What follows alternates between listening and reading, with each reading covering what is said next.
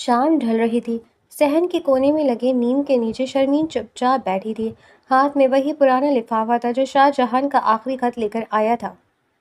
کاغذ کے کنارے انگلیوں سے رگڑ کر ہموار ہو گئے تھے۔ 1 ماہ، پورے 30 دن گزر گئے۔ ڈاکیے کی سائیکل کی گھنٹی بجتی تو دل زور سے دھڑکتا، پھر ویسے ہی بیٹھ جاتا جب وہ بغیر رکے گزر جاتا۔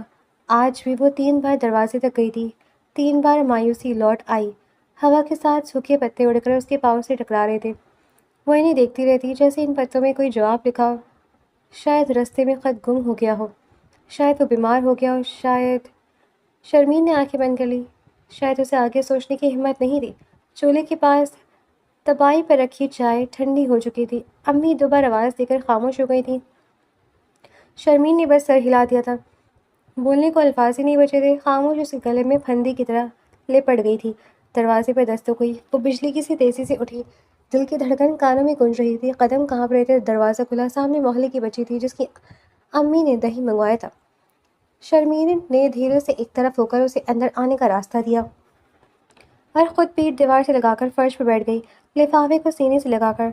شاہ جہان ایک ہی لفظ لکھ دیتے، بس یہ بتا دیتے کہ تم خیریت سے ہو۔ وہ بڑبڑا کر اٹھی اور اپنے کمرے کی جانب بڑھنے لگی۔ اس نے سر اٹھا کر اوپر دیکھا۔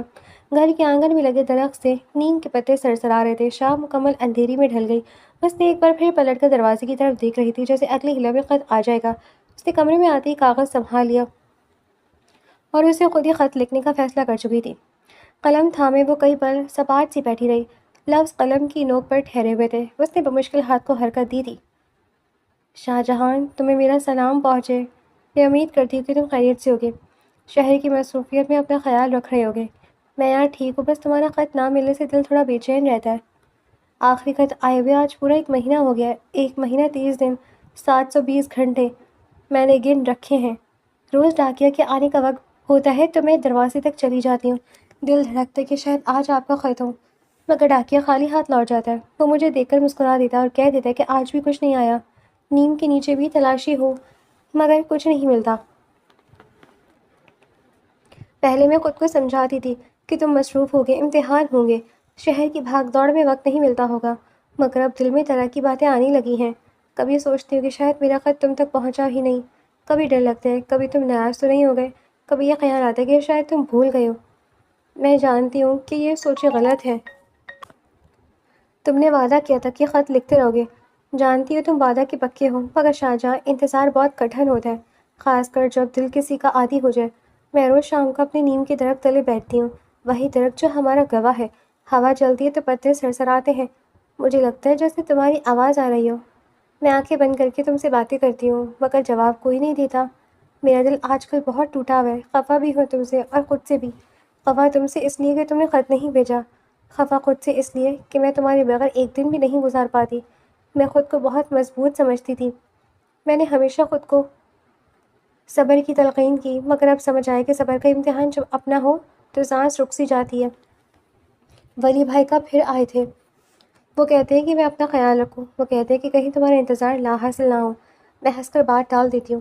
میں نے کیا بتاؤں کہ میری ہر سانس میں آپ ہے، میری ہر دعا میں آپ ہے، میرے نیم کے درخت کے ہر پتے پر آپ کا نام لکھا ہے۔ میں نے آپ کے لیے 365 پتے جمع کیے تھے، روز ایک پتا توڑتی ہوں اور آج 245واں پتا توڑا ہے۔ میں بس 120 دن اور باقی ہیں، مگر اب لگتا ہے کہ یہ 120 دن پتہ نہیں کیسے گزریں گے۔ عید بھی نزدیک ہے۔ شاہ جہان، کیا ایسا ممکن ہے کہ تم عید یہاں کرو؟ کیا تم عید پر آؤ گے؟ کیا میں تمہارا انتظار کروں؟ شاہ جہاں، میرا دل تم سے شکایت کر رہا ہے۔ میں شکایت نہیں کرنا چاہتی تھی، میں جانتی ہوں کہ تم کو بھی شکایت بری لگے گی، مگر میں کیا کروں، دل بے قابو ہو گیا ہے۔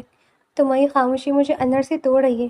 خط نہ لکھنا کوئی بڑی بات نہیں ہوگی تمہارے لیے، مگر میرے لیے وہ خط دنیا کی سب سے بڑی تسلی ہے۔ ان کے ایک لفظ کو میں سینے سے لگا کر سو جاتی ہوں۔ اب راتیں بہت لمبی ہو گئی ہیں، پرانے خط روز پڑھتی ہوں، مگر نئے خط کا انتظار اپنی جگہ۔ عید آنے میں اب بس 1 مہینہ باقی ہے۔ گاؤں میں عید کی تیاریاں شروع ہو گئی ہیں۔ اماں نے نئے کپڑوں کا ذکر کیا، تمہاری عید میں اماں تمہارے لیے پستے رنگ کا سوٹ لے رہی ہیں۔ میں بھی یہی رنگ لوں گی، تم عید یہی کرنا، دونوں ہم رنگ لباس پہنیں گے۔ تمہاری کمی میرے دل میں ایک خلا ہے، وہ خلا صرف تم ہی بھر سکتے ہو۔ میں تمہارا انتظار کر رہی ہوں شاہ جہاں۔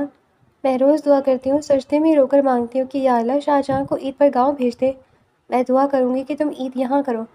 کیا تم عید منانے گاؤں آؤ گے شاہجہاں؟ اور یہ سوال تو میں پہلی اوپر پوچھ چکی ہوں، بس تم اسی بات سے اندازہ لگا لو کہ میں تمہارے لیے کتنی بےتاب ہوں۔ عید کی نماز کے بعد تم اس نیم کے درخت تلے میرے ساتھ بیٹھو گے؟ کیا تمہیں یاد ہے کیسے تم بچپن میں میرا ہاتھ تھام کر مجھے عیدگاہ تک لے جاتے تھے؟ میں کچھ زیادہ نہیں مانگ رہی، بس تمہارا ہونا مانگ رہی ہوں، تمہارا خط مانگ رہی ہوں، تمہاری ایک جھلک مانگ رہی ہوں۔ اگر تم نہیں کر سکتے تو خط ہی لکھ دو، 2 لفظ لکھ دو کہ شرمین میں ٹھیک ہوں، تم فکر مت کرو۔ بس یہ 2 لفظ میرے لیے عید کا چاند ہوں گے۔ میں جانتی ہوں کہ میری یہ باتیں تمہیں پریشان کر دیں گی، دل پر بوجھ آ جائے گا کہ عید منانے گاؤں جا سکوں گا کہ نہیں۔ تم کہو کہ شرمین صبر کرو۔ میں صبر کر رہی ہوں شاہجہاں، سچ میں کر رہی ہوں، مگر صبر کی بھی ایک حد ہوتی ہے۔ میری حد اب ٹوٹنے لگی ہے، اتنی جلدی میں ہار جاؤں گی مجھے معلوم نہیں تھا۔ خط ختم کرتے ہوئے ہاتھ کانپ رہے تھے، آنکھیں بھیگ رہی تھی، کاغذ پر سیاہی پھیل رہی تھی۔ میں اسے روک نہیں پا رہی ہوں۔ معاف کر دو اگر میری لفظ سخت لگے ہوں۔ میرا مقصد تمہیں دکھ دینا نہیں ہے، میرا مقصد بس یہ بتانا ہے کہ میں تمہارے بغیر ادھوری ہوں۔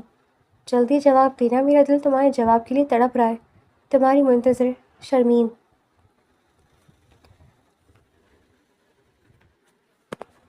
مغرب کی اذان ہو چکی تھی، پھپھو کے گھر کے صحن میں نیم کے درخت سے ٹھنڈی ہوا آ رہی تھی۔ برآمدے میں لگی پرانی میز پر شاہجہاں کی کتابیں بکھری پڑی تھیں۔ پھپھو نے اسے کھانے پر بلایا تھا اور وہ نہ جانے کا کوئی بہانہ نہ بنا پایا۔ 2 ہفتے سے اوپر ہو گئے تھے حریم اس کے پاس پڑھنے نہیں آ رہی تھی۔ پہلے وہ شام ہوتے ہی کتابیں سنبھال کر آ جاتی، میز کی دوسری طرف بیٹھ جاتی۔ شاہجہاں سمجھا تھا وہ سوال کرتی، مگر اس دن کے بعد اس کے بیچ کا تعلق چھن چھپائی میں بدل چکا تھا۔ وہ شاہجہاں سے چھپتی پھرتی تھی، جہاں شاہجہاں نظر آتا وہاں سے حریم غائب ہو جاتی۔ شاہجہاں کے آتے ہی وہ اندر کمرے میں بھاگ جاتی۔ شاہجہاں کو اس کا گریز اچھی طرح سمجھ آ رہا تھا۔ وہ جانتا تھا اس دن کے حادثے کے بعد وہ اس سے کتراتی ہے، نظریں چراتی ہے، بات کرتے ہوئے لہجہ لڑکھڑا جاتا ہے اس کا۔ وہ دل میں سوچتا پہچا کر بھی اس امر کو بدل نہیں سکتا، جو ہو گیا سو ہو گیا۔ مگر یہ عجیب سی بھاگ دوڑ اسے کوفت میں مطلع کرتی تھی۔ شاہجہاں بیٹا اتنی دیر لگا دی، چلو کھانا لگنے والا ہے۔ پھپھو کی آواز پر وہ چونک گیا، پھر سر ہلایا۔ اسے معلوم بھی نہیں ہوا کہ وہ چلتے چلتے گھر کے اندر تک آ چکا تھا۔ جی پھپھو شکریہ۔ وہ ان کے سامنے اور ان کے ساتھ چلتا ہوا اندر آیا۔ حریم کی نگاہ اس پر پڑی، دونوں کی نظریں ملی۔ حریم نے سمٹ کر نظر جھکا دی۔ وہ کھانے کی میز کی گرد بیٹھ گیا، کھانا شروع ہو چکا تھا۔ تو عید کا کیا پلان ہے شاہجہاں؟ شریف احمد نے نرمی سے سوال کیا۔ ابھی تو کچھ نہیں سوچا پھوپھا، وہ آہستگی سے بولا تھا۔ بیٹا عید قریب ہے، کل میں اور حریم ویسے ہی مال جا رہے ہیں، کپڑے اور جوتے لینے، تم بھی ساتھ چلو گے؟ پھوپھا ابھی تو بڑے دن پڑے ہیں عید میں، ابھی سے کیا جلدی ہے؟ وہ ہنستے ہوئے بولا۔ حریم اپنی ماں کو دیکھنے لگی جو آج کل بہت زیادہ اسے وقت دینے کی کوشش کر رہی تھی، اور حریم کو ان کی بڑھتی ہوئی دلداریاں ایک آنکھ نہیں بھاتی تھیں۔ پھپھو ہنس دی۔ بڑے دن بیٹا تمہیں اندازہ نہیں ہے، عید سے ماہ پہلے بازاروں میں پاؤں رکھنے کی جگہ نہیں ملتی، رش دکھم پھیل۔ یہ تو ٹھیک کہہ رہی ہیں آپ، ویسے سوچ رہا ہوں۔ شاہجہاں نے لفظ تول کر بولے، گاؤں میں عید کروں، ماں بہت یاد کرتی ہیں، بابا بھی کہہ رہے تھے کہ وقت نکال کر چکر لگا لو۔ ہاں ماں ہے نا، یاد تو کریں گی، تو عید پھر وہیں کرو گے؟ پھپھو کا چہرہ ایک دم سنجیدہ ہو گیا۔ ارے نہیں پھپھو، بس سوچ ہی رہا ہوں، عید کے فوراً بعد پیپرز ہے نا۔ اچھا پیپرز عید کے فوراً بعد ہے؟ جی پھپھو، تو پھر کیسے جا سکتا ہوں؟ گاؤں جا کر مجھے یقیناً پڑھنے کا وقت نہیں ملے گا، وہاں سے آنے کے بعد بھی کچھ دن تو دماغ سیٹ ہی نہیں ہوگا۔ سفر کی تھکن، رشتہ داروں کی دعوتیں، بچوں کا شور، گھر کی یاد، ساری روٹین کا بیڑا غرق ہو جائے گا۔ پھپھو اس کی بات سن کر مسکرا دی۔ سمجھدار تو بہت ہو، بالکل ایسا نہ ہو تو لازمی ہے تو ایسا کرو، بھابھی اور بھائی کو یہاں بلوا لو۔ تم کیا، میں ہی انہیں فون کر کے عید یہاں کرنے کی دعوت دوں گی۔ عید یہاں مناؤ گی، عید کے بعد سکون سے گاؤں چلے جانا، 1 ہفتہ رہ آنا، پڑھائی بھی ڈسٹرب نہیں ہوگی اور باقی گھر والوں سے ملاقات بھی ہو جائے گی۔ شاہجہاں نے سر ہلا دیا۔ جی پھپھو بالکل ٹھیک کہہ رہی ہیں آپ، مگر دل میں کچھ اور ہی خیالات تھے۔ ماں کو تو بلا لوں گا پھپھو، مگر اصلی مسئلہ شرمین کا ہے، مجھے یقین ہے وہ میرے بغیر نہیں رہ پائے گی۔ شرمین اس کی پسندیدہ ہستی، بچپن کی ساتھی، معصوم وفادار، تھوڑی سی تھی۔ اگر ماں عید پر یہاں آ گئی اور شرمین کو خبر ہوئی کہ شاہجہاں نے گاؤں میں عید نہیں کی تو وہ روٹھ جائے گی۔ اس رشتے میں پہلے ہی شہر اور گاؤں کا فاصلہ تھا، اور اب یہ فاصلے کو خلیج نہ بنا دے۔ مگر یہ بات وہ پھپھو سے نہیں کہہ سکتا تھا، شرمین کو وہ سب کے سامنے ڈسکس نہیں کر سکتا تھا۔ کہاں جا رہی ہو حریم؟ اسی پل پھپھو نے اسے اٹھتے دیکھ کر سوال کیا، مما ڈیزرٹ لینے جا رہی ہوں؟ اس نے کہا جلدی لے آؤ، پھر شاہ جہاں کو بھی چکھاؤ ذرا اپنے ہاتھ سے بنا میٹھا۔ ان کی بات پر دونوں کی نظریں ملی تھی۔ حریم نے گڑبڑا کر نگاہیں پھیرتے قدم باہر کی جانب بڑھا دیے تھے۔ گیٹ تک پہنچتے وہ پھر رک گئی، پلٹی، ایک خاموش نگاہ سے شاہ جہاں کو دیکھا۔ ایک سیکنڈ، بس ایک سیکنڈ، پھر جلدی سے باہر نکل گئی۔ شاہ جہاں اس کی نظروں کا مفہوم مکھن سمجھ پا رہا تھا، مگر اتنا جانتا تھا کہ اس کی نگاہیں اسی پر ٹکی ہیں۔ وہ بار بار اس کی طرف دیکھتی رہی تھی، جب وہ پھپھو سے بات کرتا تھا، جب وہ چپ ہو جاتا تھا، یا جب وہ چائے کا گھونٹ بھرتا تھا۔ اس کی نظریں اس پر ٹکتی اور فوراً ہٹ جاتی، جیسے کوئی ممنوعہ چیز ہو، جیسے کوئی گناہ ہو۔ دوسری طرف حریم خود بھی نہیں جانتی تھی کہ وہ بار بار اس کی طرف کیوں دیکھ رہی ہے۔ وہ خود سے عہد کر چکی تھی کہ کبھی اس سے بات نہیں کرے گی، اسے نہیں دیکھے گی۔ اس دن کے بعد اس نے خود سے وعدہ کیا تھا، مگر جب وہ سامنے بیٹھا ہوتا، اس کی سنجیدہ آواز سنتی تو نظریں خود بخود اس کی طرف اٹھ جاتی اور وہ خود سے الجھ جاتی۔ میں کیوں دیکھ رہی ہوں؟ مجھے تو اس سے ڈر لگتا ہے نا، مجھے تو یہ پسند بھی نہیں ہے نا کھڑوس؟ پھپھو نے لمبی سانس لی۔ یہ لڑکی حریم پچھلے کچھ دنوں سے عجیب ہو گئی ہے، نہ ہنستی ہے نہ بولتی ہے، پوچھو تو کہتی ہے سر میں درد ہے۔ شاہجہاں بیٹا، تم سے معافی مانگی تھی اس نے؟ اس کی بات پر وہ یکدم ٹھہر گیا۔ وہ 2 دن گفتگو، وہ غصہ، سب کچھ اس کے ذہن کے پردے پر تازہ ہوا تھا۔ شاہجہاں کا دل زور سے دھڑکا، اس نے فوراً نظر چرا لی۔ جی پھپھو، وہ بات تو وہی ختم ہو گئی تھی۔ اچھا، تو پڑھانے سے بھی انکار؟ معافی کیجیے گا پھپھو، میں نے نہیں انکار کیا، وہ خود ہی نہیں آ رہی۔ اسی پل وہ اندر آئی تھی۔ پھپھو نے خفگی سے اسے دیکھا مگر کچھ بولی نہیں۔ شریف احمد بھی چپ ہی رہے۔ شاہجہاں کو نکال کر دو بیٹے، پھپھو نے اسے حکم دیا تو وہ سر ہلا کر چھوٹی سے بال میں میٹھا نکالنے لگی۔ شاہجہاں سنجیدگی سے اسے دیکھے گیا، دل ہی دل میں سوچ رہا تھا کہ اس نے گھر میں جھوٹ بول دیا ہے کہ میں اسے پڑھانا نہیں چاہتا، تو پھر کل سے آ جائے نا حریم۔ پھپھو نے کہا تو حریم نے جھٹکے سے سر اڑا کر شاہجہاں کو دیکھا۔ وہ اسی کو دیکھ رہا تھا، جتاتی ہوئی سنجیدہ نگاہوں سے۔ وہ پانی پانی ہو گئی۔ جیسا آپ کو بہتر لگے پھپھو، اگر حریم آرام دہ محسوس کرتی ہے تو آپ بھیج دیں، اس نے نرمی سے کہتے چمچ بھر کر منہ میں رکھا۔ منہ میں خشک ذائقہ سا گھل گیا، مزاج پر یکدمی تازگی سی چھائی تھی۔ وہ اسے کے تاثرات دیکھ رہی تھی۔ وہ سمجھ گئی تھی کہ اسے پسند آیا تھا۔ دل ایک دم ہلکا پھلکا سا ہو گیا تھا۔ کیسا لگا؟ بہت اچھا ہے پھپھو، شکریہ حریم، اس نے نرمی سے اس کی طرف دیکھتے کہا تھا۔ وہ سر جھکا گئی تھی، دل دھڑک اٹھا تھا۔ کچھ دیر بعد چائے کا دور چلا، کافی باتیں ہوئیں، اور اس دوران حریم کئی دفعہ لیونگ روم سے گزری اور ہر دفعہ شاہجہاں خود پر اس کی نظریں محسوس کر کے رہ جاتا۔ پھپھو میں چلوں؟ کل صبح کلاس ہے، نوٹس مکمل کرنے۔ چائے پینے کے بعد وہ کھڑا ہوا۔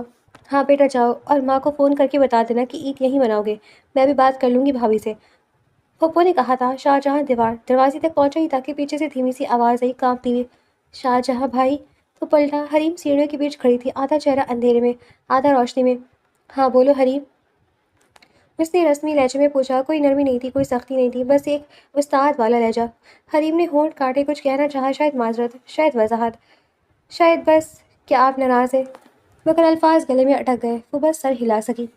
میں نے مما سے کہا تھا کہ آپ نے پڑھنے آنے کے لیے مجھے منع کیا ہے، اس کے لیے سوری، میں اس وقت ڈری ہوئی تھی، امید ہے آپ سمجھیں گے اور میرے دل میں مزید انات نہیں پالیں گے۔ اٹس اوکے، شاہجہاں عام سے لہجے میں کہتا باہر نکل گیا۔ اس نے آسمان کی طرف دیکھا، ستارے نکل آئے تھے۔ شرمین گاؤں میں چھت پر لیٹی ستارے گن رہی ہوگی، اس کے لیے دعا کر رہی ہوگی۔ شاہجہاں نے جیب سے موبائل نکالا اور کچھ تصاویر دیکھتے لبوں پر مسکراہٹ اتری تھی۔ وہ یوں ہی اسکرین پر نظر دوڑا تھا، فون بند کر کے باہر نکل گیا تھا۔ شام کا پہر تھا، سورج نیم کے درختوں کے پیچھے ڈھل رہا تھا اور اس کی نارنجی روشنی پورے کھیت میں بکھر رہی تھی۔ ہوا میں مٹی کی سوندھی خوشبو تھی اور دور سے بکریوں کے گلے کی گھنٹیاں ٹن ٹن کر رہی تھیں۔ شرمین لنگڑاتے ہوئے اپنے پسندیدہ درخت تلے آ کر بیٹھ گئی۔ یہ وہی نیم کا درخت تھا جس کے نیچے وہ بچپن سے بیٹھا کرتی تھی، جس کی چھاؤں میں اس نے شاہجہاں کے ساتھ کئی دوپہریں گزاری تھی۔ ایک پاؤں زمین پر سیدھا تھا اور دوسرا پاؤں تھوڑا سا موڑ کر اس نے سائڈ پر رکھ دیا تھا۔ اس نے درخت کے تنے سے ٹیک لگائی اور آنکھیں بند کر لی۔ اسے شاہجہاں کے خط کا انتظار تھا، اسے اس کی آواز یاد آ رہی تھی۔ وہ دھیرے سے مسکرا دی۔ اسی لمحے پیچھے سے ہلکی سی آواز آئی، السلام علیکم شرمین۔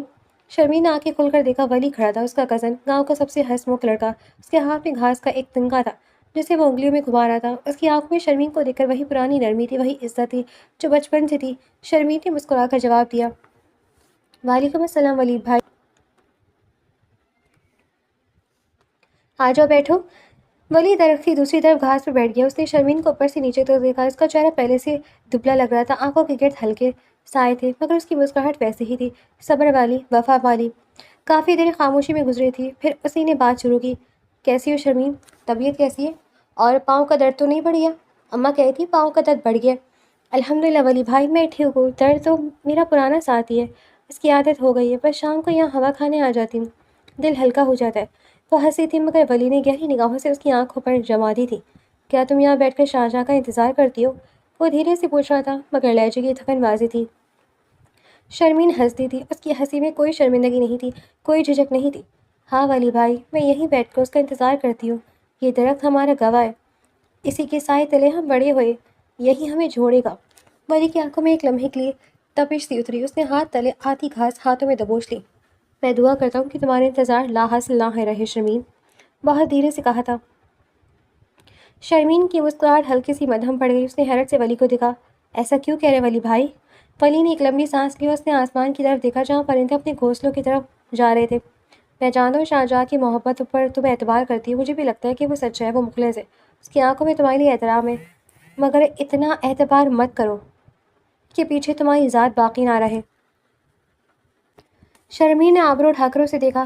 زندگی بہت عجیب ہے شرمین، کبھی کبھی زندگی بیچ راہ میں اپنا فیصلہ بدل لیتی ہے، حالات بدل جاتے ہیں، مجبوریاں آ جاتی ہیں، لوگ بدل جاتے ہیں۔ میں نہیں کہتا کہ شاہجہاں بدلے گا، میں صرف یہ کہتا ہوں کہ تم اپنے آپ کو مت بھول جانا، تمہاری اپنی خواہشیں، تمہارے لیے اپنے خواب ہیں، تمہاری اپنی ذات ہے، اسے انتظار کی بھیڑ مت چڑھا دینا۔ ولی بھائی آپ کی باتیں سمجھ آتی ہیں، میں جانتی ہوں کہ آپ میرے بھلے کے لیے کہہ رہے ہیں، آپ کے دل میں میرے لیے نرمی ہے، عزت ہے، اس لیے آپ فکر مت کریں۔ ہاں شرمین، میں فکر کرتا ہوں، بچپن سے تمہیں دیکھ رہا ہوں، تم نے ہمیشہ سب کا درد اپنا درد سمجھا، سب کے لیے ہمیشہ موجود رہی۔ اماں کی بیماری میں تم نے اتنی سی عمر میں ہمارے گھر کے کتنے معاملات سنبھالے، اس لیے تم میرے لیے بہت قابل احترام ہو۔ میں نہیں چاہتا کہ تمہیں ذرا سی بھی تکلیف ہو۔ ولی بھائی، شاہجہاں نے وعدہ کیا ہے، وہ وعدے کا پکا ہے، وہ شہر سے پڑھ کر واپس آئے گا، ہمارا نکاح ہوگا۔ میں نے اس کے نام 365 پتے جمع کر لیے ہیں، ایک دن کے لیے ایک پتا، جب آخری پتا ٹوٹے گا تو وہ آ جائے گا۔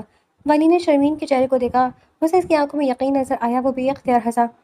تمہارے یقین میں پہاڑوں سے بھی مضبوط یقین ہے مشمیر، اس نے دل ہی دل میں کہا تھا۔ کاش یہ یقین کبھی نہ ٹوٹے، کاش یہ لڑکی کبھی نہ روئے۔ اچھا آپ یہ بتائیں، یہ چھوڑیں یہ باتیں، آپ چچی کے ساتھ کیوں نہیں آتے آج کل؟ گھر چکر کیوں نہیں لگاتے؟ آپ کو تو میرے بھائی ہاتھ کی چائے بہت پسند تھی، ویسے وقت نہیں ملتا۔ وہ فقط اتنا ہی بولا مگر وہ بات الگ تھی کہ کہنے کو دل میں بہت کچھ تھا، اتنا کچھ کہ کہنے کا لگا تو شام گہری ہو جاتی۔ وہ مزید کچھ پل رکا اور پھر وہاں سے اٹھ کر چلا گیا۔ جاتے جاتے اس نے ایک بار پھر پلٹ کر شرمین کو دیکھا، وہ درخت سے ٹیک لگائے بیٹھی تھی، آنکھیں بند کیے، ہونٹوں پر غیر محسوسی مسکراہٹ تھی۔ ولی کے دل میں ایک ٹیس سی اٹھی، وہ اس کی لاش شعور میں پلتی بڑی پرانی چاہت تھی جسے وہ شاید کبھی اظہار کے موتی پیش ہی نہ کر سکے، کیونکہ اس کے پتہ تھا کہ شرمین کا دل پہلے کسی اور کے نام ہے۔ ولی کے جانے کے بعد شرمین نے آنکھیں کھولی، ولی کی باتیں اس کے کانوں میں گونج رہی تھی، انتظار لا حاصل رہے، اپنی ذات مت بھول جانا، زندگی فیصلہ بدل لیتی ہے۔ شرمین نے گہری سانس لی، اس نے دل میں کہا، ولی بھائی یقیناً ٹھیک کہتے ہیں، مگر میرا دل جہاں پر یقین کرتا ہے، میرا دل کہتا ہے کہ وہ واپس آئے گا، وہ میرا ہاتھ تھامے گا۔ اس نے لاشعوری طور پر ولی کی باتوں کو جھٹک دیا، اس نے درخت کے ایک پتے کو توڑا اور اسے دوپٹے کے کونے میں باندھ لیا۔ آج کا دن پورا ہو گیا، بس 120 پتے اور باقی ہیں۔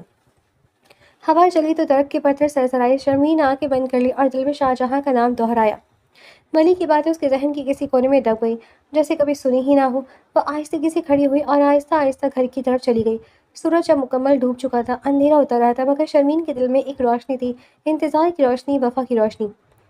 ولی دورہ اپنے گھر کے چوکھٹے کے ساتھ بنی لکڑی کی کھڑکی پر کھڑا تھا اور وہاں دیکھ رہا تھا۔ اس نے ہاتھ میں چائے کا کپ پکڑا ہوا تھا اور آنکھوں میں بہت گہری سوچ تھی۔ دوپہر کا وقت تھا، دھوپ چھتوں سے ٹکرا کر لوٹ رہی تھی اور پھپھو کے گھر کے پورچ میں لگی بیل کے پتے مرجھائے ہوئے لگ رہے تھے، گرمی کی وجہ سے کالون ینسنان تھی۔ تبھی بائک پر ڈاکیا آیا، خاکی وردی پہنے، کندھے پر بڑا سا بیگ نما تھیلا۔ اس نے ہارن بجایا، پوسٹ مین۔ کھڑکی پر کھڑی حریم نے یہ منظر دیکھا اور اسے پل لگا سمجھنے میں کہ یہ وہی ڈاکیا ہے جو 2 ہفتے قبل بھی آیا تھا۔ اس کی رنگت بدل گئی تھی، چوکیدار اس وقت عموماً سنسناٹی کے لیے اندر کوارٹر میں چلا جاتا تھا۔ حریم تیزی سے باہر کی جانب لپکی، تقریباً 1 منٹ بعد اندر سے حریم نکلی، دوپٹہ سنبھالتی وہی۔ اس نے باہر نکل کر ڈاک لی، وہی لفافہ لائی، وہی لکھائی، وہی نام، وہی پتہ۔ شرمین، وہ دھیرے سے بڑبڑائی۔ بس نام پڑھتے حریم کے ہاتھ رک گئے، اس کے چہرے پر ایک دم سے عجیب تاثرات آ گئے، جیسے کسی نے اچانک ٹھنڈا پانی ڈال دیا ہو۔ شرمین، شاہجہاں کی منگیتر، گاؤں کی ایک لنگڑی لڑکی۔ ڈاکیا جا چکا تھا، حریم ویسے ہی کھڑی رہی، لفافہ اس کے ہاتھ میں تھا۔ گرمی کے باعث اس کے ماتھے پر پسینہ آ گیا۔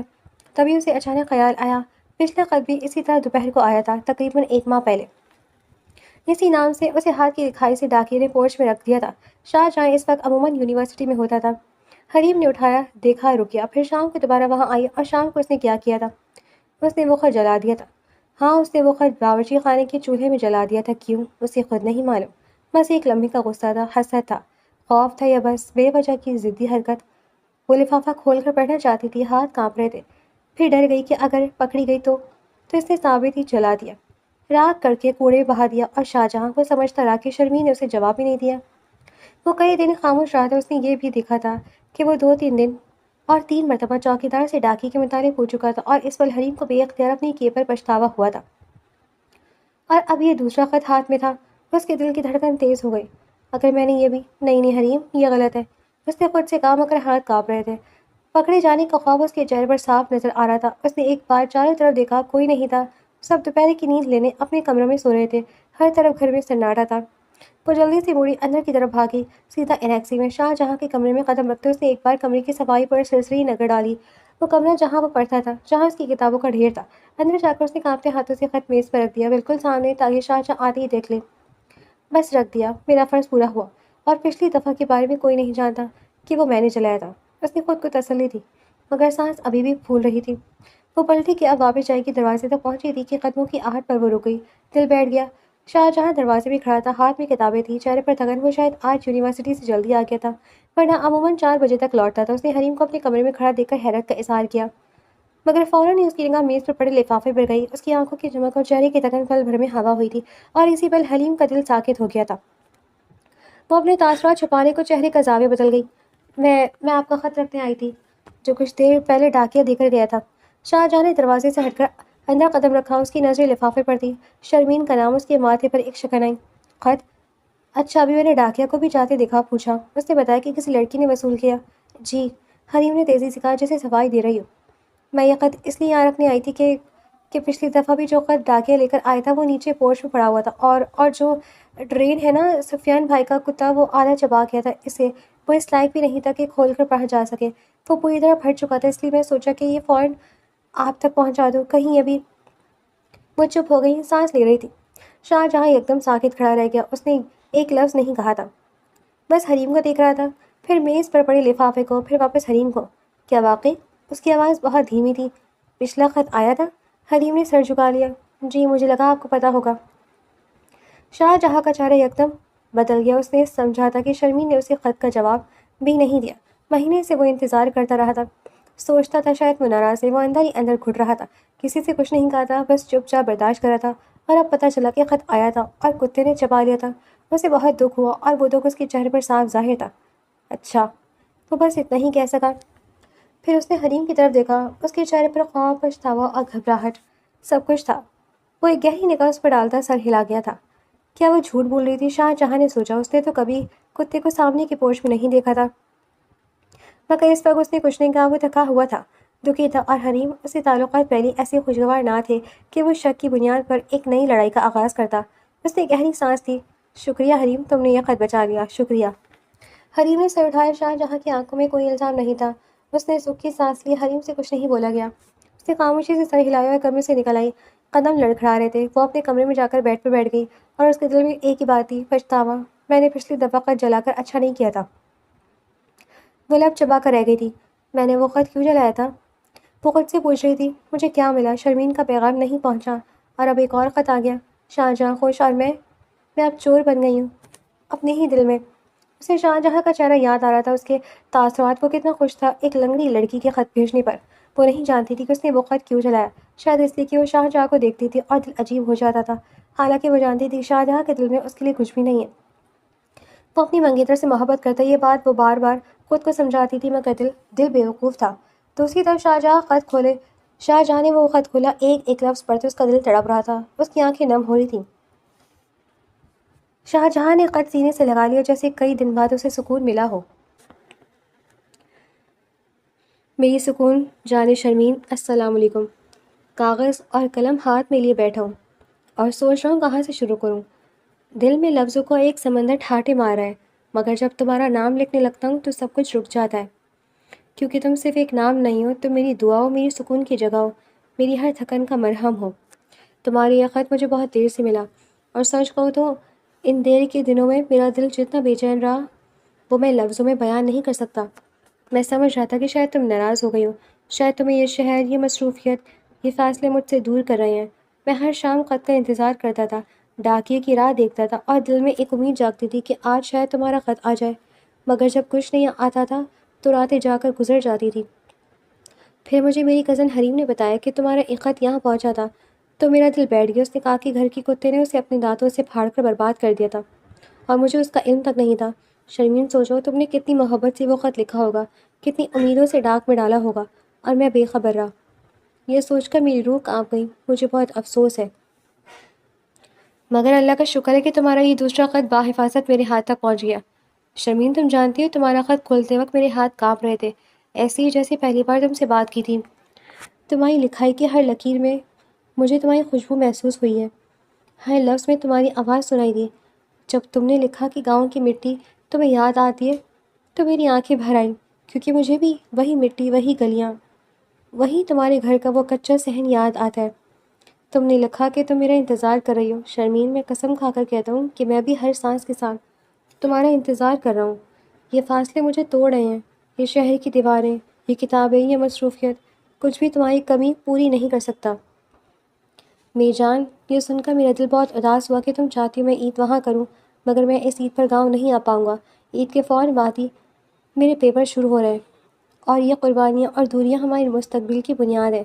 میں چاہتا ہوں کہ جب میں تمہارا ہاتھ پکڑ کر اپنے گھر میں لاؤں تو میرے پاس تمہیں وہ سب کچھ دینے کی طاقت ہو جس کی تم مستحق ہو۔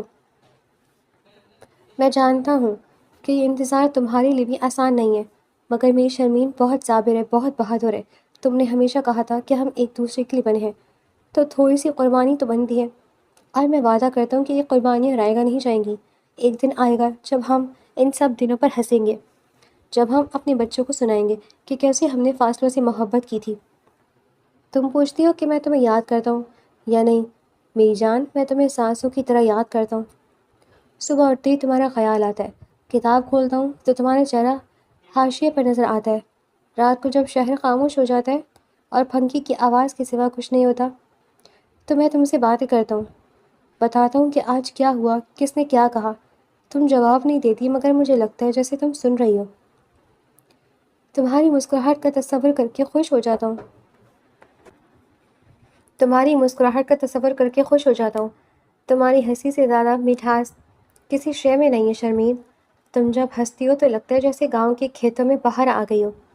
تمہاری وہ شرمیلی سی ہنسی جس میں تم آنکھیں جھکا لیتی ہو، وہ میرے دل میں قیامت برپا کر دیتی ہے۔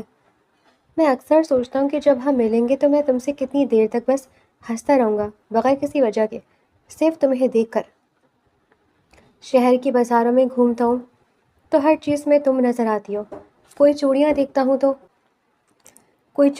ہوں تو تمہارے نازک ہاتھ یاد آتے ہیں، کوئی دوپٹہ دیکھتا ہوں تو تمہارا وہ گلابی دوپٹہ یاد آتا ہے جو تم عید پر پہنتی تھی۔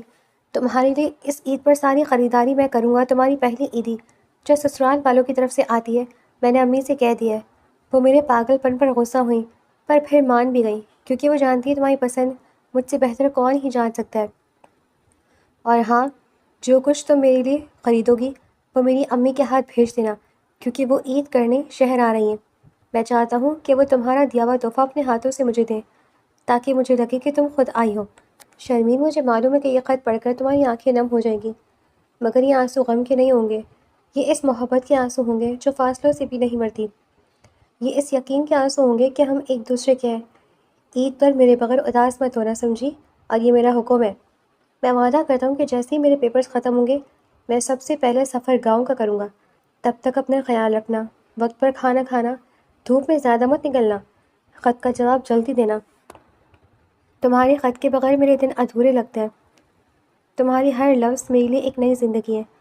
اپنا بہت خیال رکھنا میری جان، اللہ تمہیں اپنے حفظ و امان میں رکھے، تمہاری ہر دعا قبول ہو، اور ہم جلد ملیں، ہنستے ہوئے، روتے ہوئے، مگر ایک ساتھ، فقط تمہارا ہی شاہ جہاں۔